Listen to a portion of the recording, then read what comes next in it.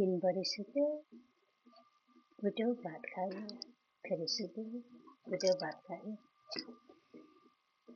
घरमा बस्नु जस्तो नमिठो, बिरामी भएर ओछ्यानमा सुत्ने जस्तो नमिठो केही पनि छैन। पानी र भात खा जस्तो।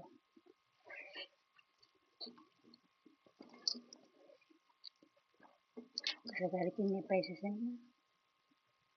अस्ति पकाएको थोरै तरकारी त यसमा भात मोलेर खाँदो। यस्तै छ जिन्दगी विदेशमा।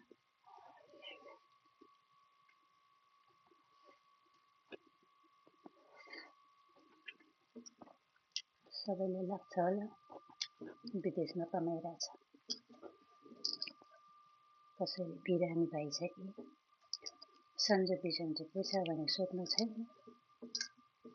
कमाएको मात्रै देख्छ, रमाएको मात्रै देख्छ। उहिलेको तरकारी किन्ने पैसा नहुँदा त्यस्तो हालत पनि हुन्छ विदेशमा।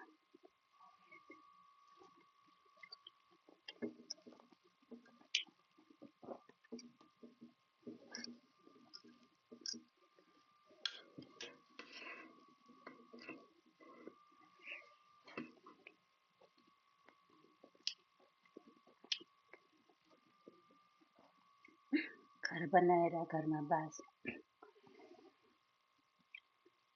अनि थालमा पस्केर भात खान मन कसलाई छैन।